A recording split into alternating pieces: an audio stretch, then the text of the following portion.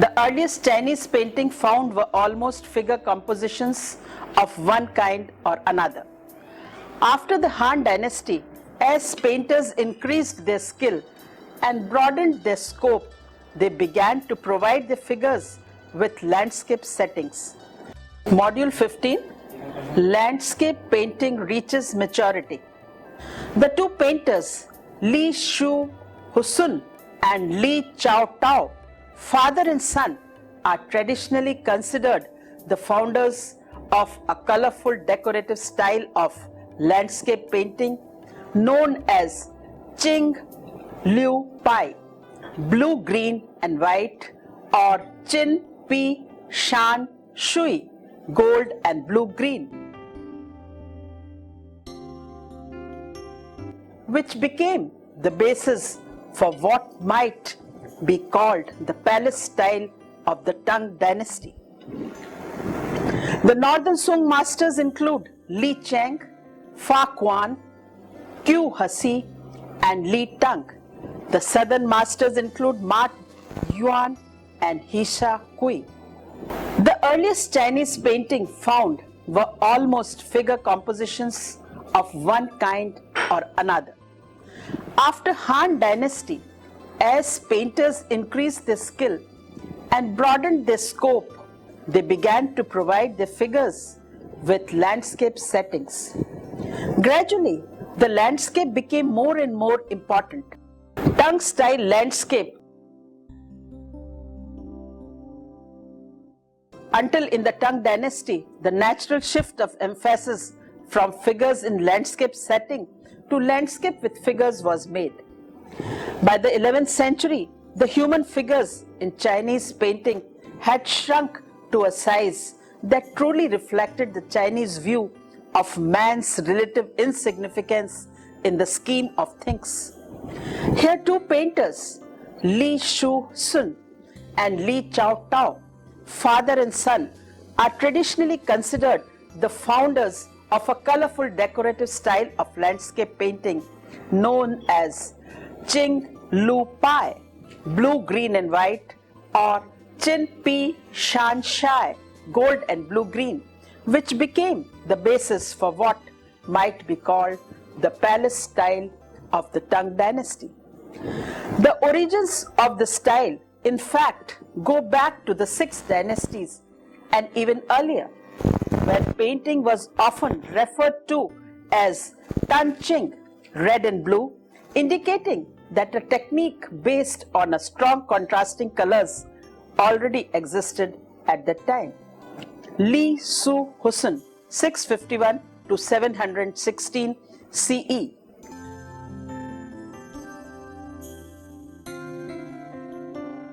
After a checkered political career, he was given the honorary title of general.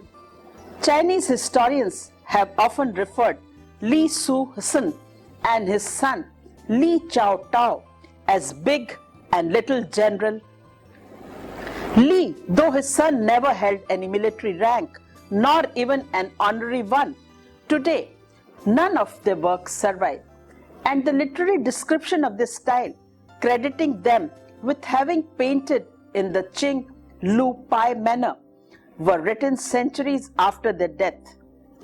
If one considers this traditional view, it seems probable that Li Chao Tao, whose style was considered more advanced than that of his father, painted somewhat in the manner of a hanging scroll on silk in the Palace Museum Collection, Taiwan, of which the present title is Emperor Ming Huang's Journey to Shu. Whether it actually depicts that emperor's tragic flight from the rebel, an allusion, or merely a summer outing in the imperial park, it is now impossible to say. If the subject is the imperial flight of 756, it cannot be by Li Chao Tao, who had been dead for more than 25 years when the event took place. But while the artist of this picture, its date of execution, and even its subject remain a mystery, the picture itself is a magnificent example of the brilliant courtly style of the mid-Tang period. In some respects, it is archaic. The exaggerated height and angularity of the mountains, the lack of middle ground, the decorative clouds, the precisely outlined trees, all seem to derive from the 6th dynasty style as it is shown on the earlier stone sarcophagus illustrated. These decorative archaisms survived in one school of courtly and professional landscape painting until the Qing dynasty is attributed to a Sung artist, but probably painted in the Ming dynasty is a typical example of this style.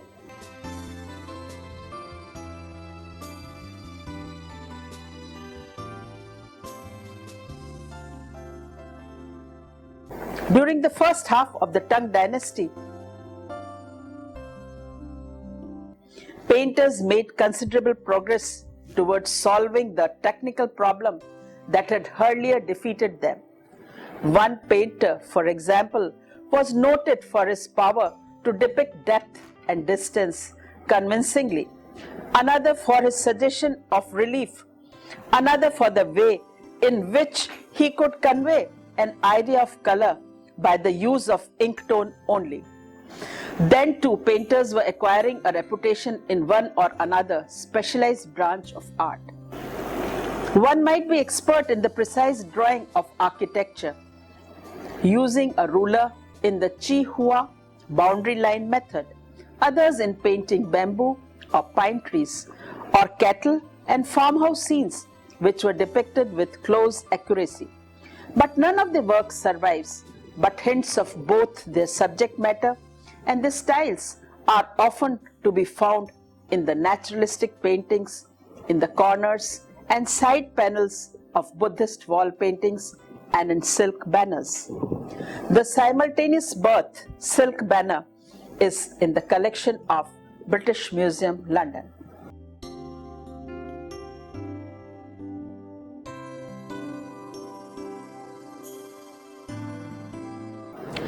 The birth of two traditions. Chinese critics decided whether a particular painter belongs to the northern or southern school chiefly on the basis of his style. If his ink landscapes have a firm structure, if his line tends to be rather hard, angular and abrupt, if his rhythm tends to be jerky, and if he exploits dramatic contrasts of line and tone, he is classed as a northern painter. The great northern masters include Li Cheng, Fan Kuan, Qiu Hisi and Li Teng in the northern dynasty, Ma Yuan and Hisa Kui in the southern Sung, Tang Ti in the Yuan and Tan Qing in the Ming dynasty.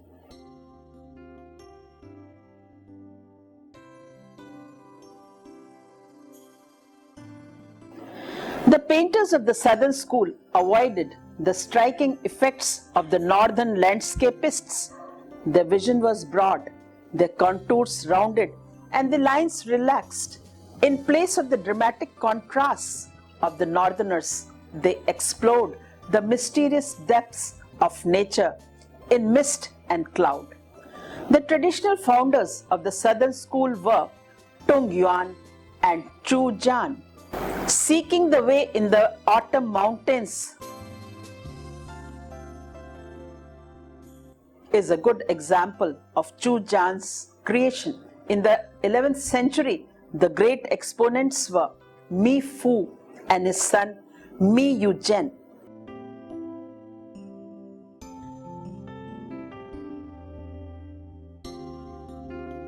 Mi Fu 1052 to 1107.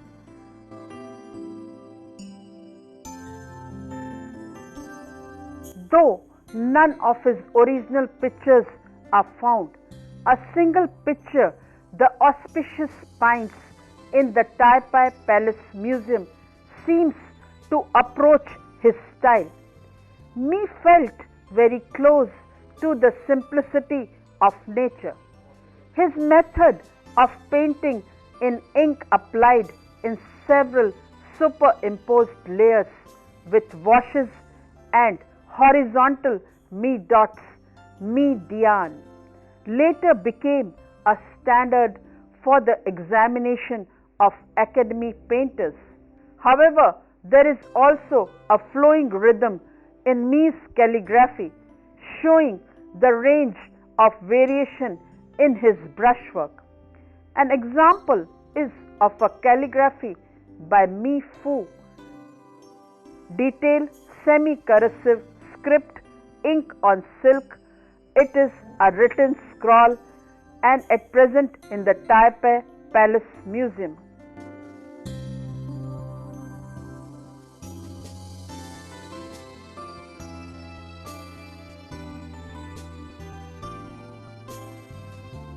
Mi had a very good eye, as comments by other calligraphers on the quality of his copies of works make clear.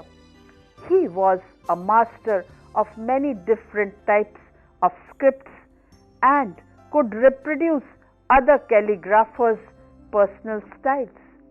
A great copyist, he sought perfection through the intensive study of manuscripts.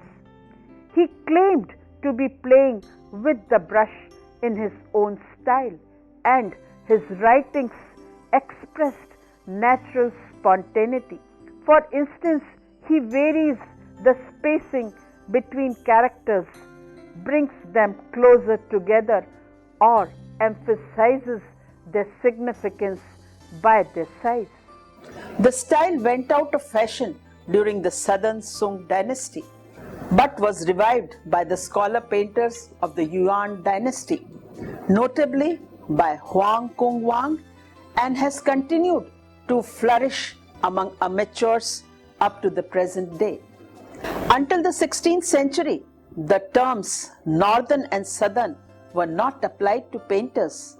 The division into two traditions seemed to have crystallized as early as the 10th century, when it was based on the differences between two regional schools. The centered in the northern Sung capital Kaifeng depicted the hard, bleak landscape of North China. The other, centered in Nanking, found a natural style to depict the rounded hills and misty atmosphere of the Yangtze Valley. In time, however, the two schools lost all contact with their regional origins. Because of its possibilities for technical brilliance and startling effects, the Northerner style became more and more the special province of the academicians and professionals. The more relaxed and spontaneous brushwork of the Southern school, on the other hand, became the natural mode of expression of the scholars and poets. Some later painters liked to combine elements from both schools. During the Ming dynasty, this division of landscape painting into two schools was given a special interpretation by a painter and critic, Taichung, who saw in it a clear explanation of the split between the despised professionals on one hand and the amateurs and scholars such as himself on the other. He traced the origins of the northern school back to the decorative courtly style of Li Su Husn and Li Chao Tao.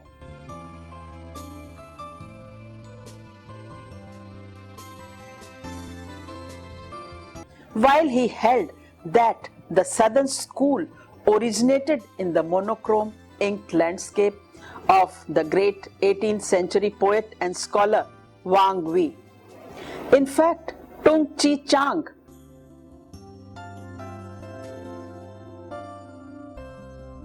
application to this theory to individual painters based on the painter's social position rather than his style is full of inconsistencies.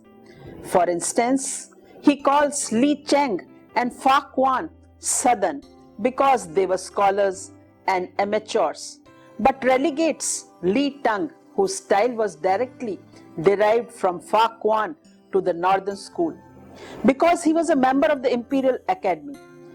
The terms Northern and Southern refer to the two traditions of Chinese landscape style and not to the special interpretation put upon them by Taichung, the art critic, and his followers. Since the time of Taichung, Wang Wei has stood in the history of Chinese landscape painting as the symbolic founder of the tradition of scholarly painting, which is called Wen Zhen Hua. The painting of Wen Zhen, or literati. Actually, he was by no means the first amateur landscape painter, and is doubtful whether he did in fact paint in the monochrome ink wash technique, sui mu, of later scholar painters, as Taichung claimed that he did. Several early sources say, on the contrary, that he painted in color. There were other more independent and original tongue painters, such as Tang Tuso, who was said to have made bold use of monochrome ink washes in their landscapes, but who have not attained Wang Wei's special position to the eyes of later literati. Wang Wei was not only a great poet and scholar, but also a man of noble character and profound feeling. Wang Wei, father and pioneer of monochrome ink landscape style, was a master of both figure and landscape painting. Among the technical innovations attributed to Wang Wei are the use of wash or splashed ink to create a sense of modeling and depth, and use of texture stroke to shade and model contour lines. The composition Wang Chuan, Country Estate of Wang Wei, now in the collection of Museum of Cologne,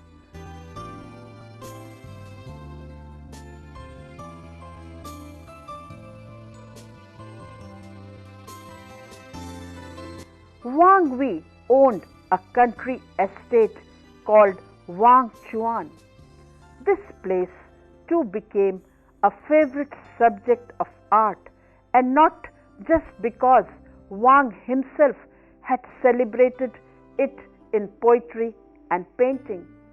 Although his views of the estate are extant only in copies, the scroll clearly shows a series of several gardens or a parts of garden in linear succession, illustrating the scenery around Lake Yi.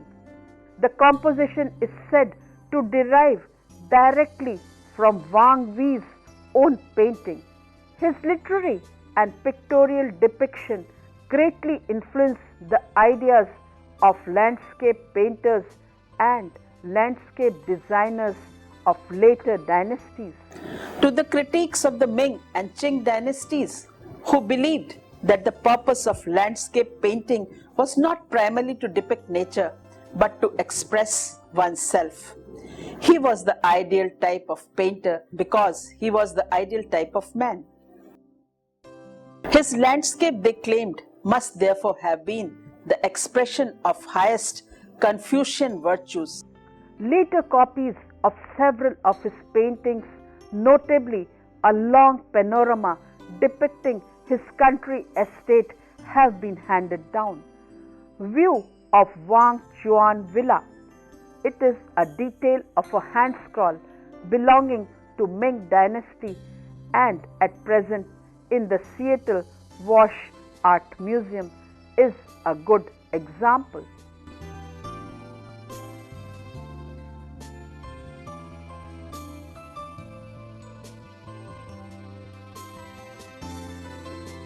But they are so various in style and technique that they give little hint as to what the originals must have looked like. Perhaps his style is reflected most nearly in the Riverside Under Snow. It is an album leaf, ink and white pigment on silk. China, belonging to Tang Dynasty, formerly Manchu household collection. It is a detail of 9th or 10th century hand scroll. The artist used opaque white pigments on the silk, producing a reverse monochrome painting. The toned silk provides darks and white opaque paint builds the highlights. The simple and archaic modeling of rock forms is beautiful and unusual, as is the primitive architecture.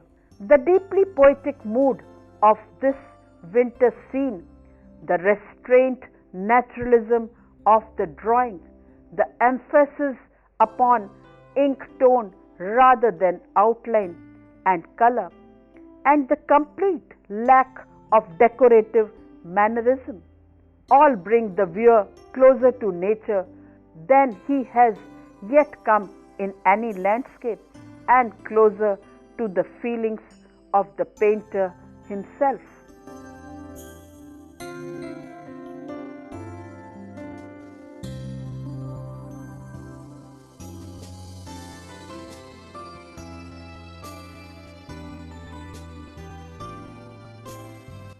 The 10th century landscapists.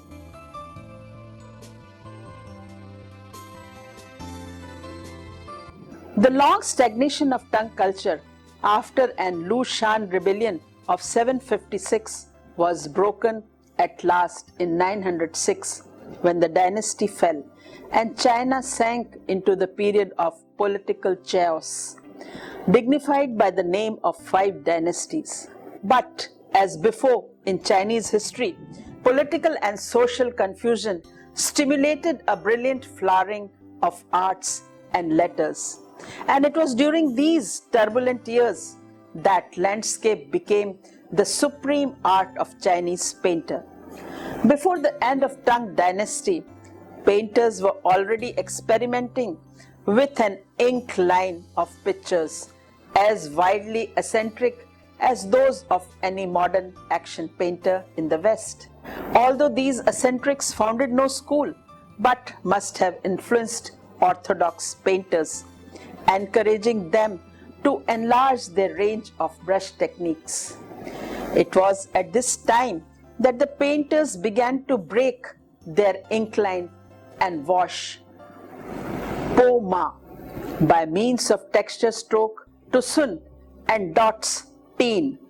As their vocabulary of tusun and teen increased, their landscape acquired a new richness of texture that brought them closer to nature than ever before.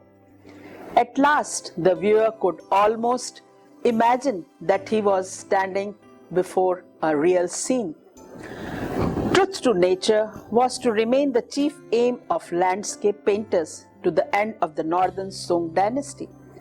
The great masters of the early and middle year of the 10th century were Qing Hao, Li Cheng, Quan Tung. Travelers in the Mountain is attributed to Quan Tung.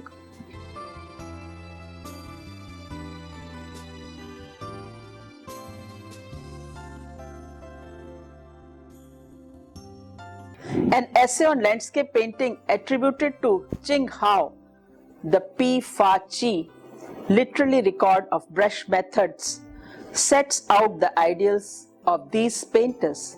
It is unlikely that any original works by these 3 masters survive, but a good number of copies can be seen. Fan Quan, who was active from 1990 to 1030.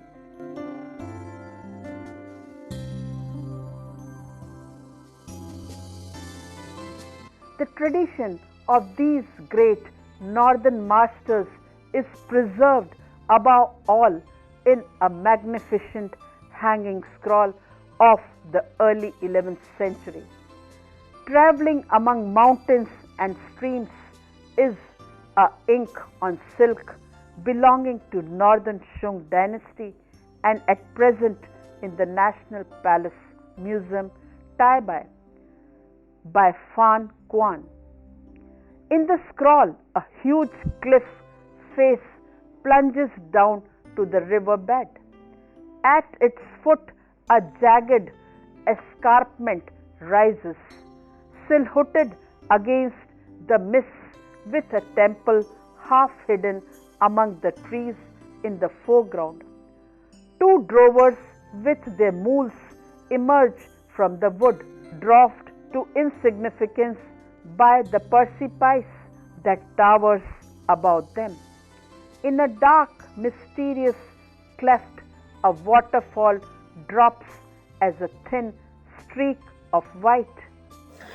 By means of the strong angular outlines and a masterly use of short raindrop Tusun, Fa Quan has given the painting a wonderfully rich texture, while he conveys an almost superhuman sense of the living reality of nature by the power and concentration with which each leaf, each branch and fold in the rocks is delineated.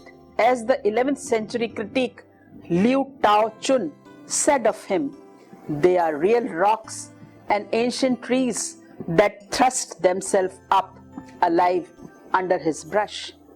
One finds in him spirit consonance, chi yu, that goes beyond the surface of things and an indifference to ornamental beauty. These technical devices and such motifs as the scrubby foliage surmounting the bluff were all to be imitated by later landscapists working in the Fan Quan manner. Painters of the southern scene. Nanking was a flourishing artistic center in the 10th century. A very different tradition of landscape painting had been developing in contrast to hard grandeur of the northern scene. The mountains of the province of Zhejiang are low, rounded and tree-covered. Lakes and rivers abound and the atmosphere is suffused with misty sunlight. The great masters of this southern school are Tung Yuan. Views along Hexiao and Hexiang rivers is a beautiful example. Yuan was the superintendent of parks under the cultivated emperor of the southern Tang dynasty. Li Hao Chu and his pupil, the monk and the painter Chu Jan, who went to live in a monastery in Kaifeng in 975 after the establishment of the Sung dynasty and the subsequent fall of the southern Tang. The style of the brushwork was loose and relaxed. They placed less emphasis on outline and contour than did the northern painters, rather than use the short angular brushstrokes of the northerners. They drew hills with long trailing hemp fiber, tusun grouping boulders like lumps of alum on their crests. The contrast between the northern and southern styles becomes very clear if comparison of Fan Quan's traveling amid mountains and streams, hanging scroll, detail of early 11th century, ink and light colors on silk, Northern Shung Dynasty, National Museum, Taipei, is made with a copy of Fan Quan's scroll.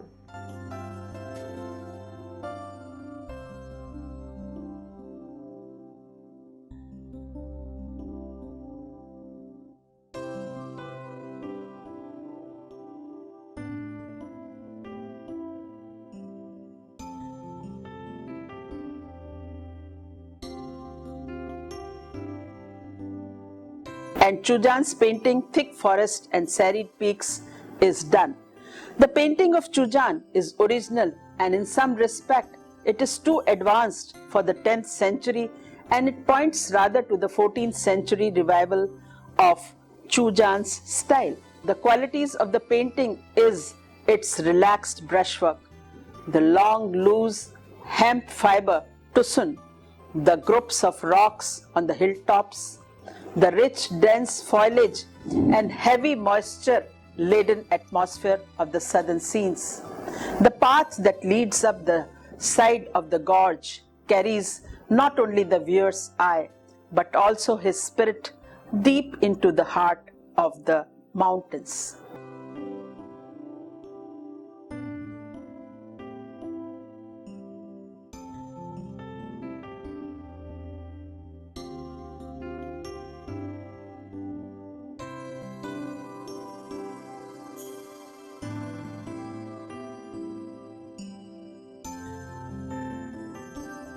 A Buddhist monastery in mountains. A hanging scroll of Buddhist monastery in the mountains is attributed to Chu Jan, who was a Buddhist monk and was specially noted for his power to suggest not only pictorial but also spiritual depth in his landscape.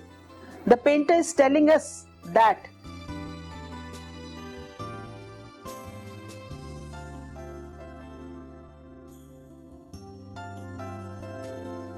it is there, perhaps in the temple, whose roofs can be seen further up the valley, that he shall find the clue to the meaning of existence.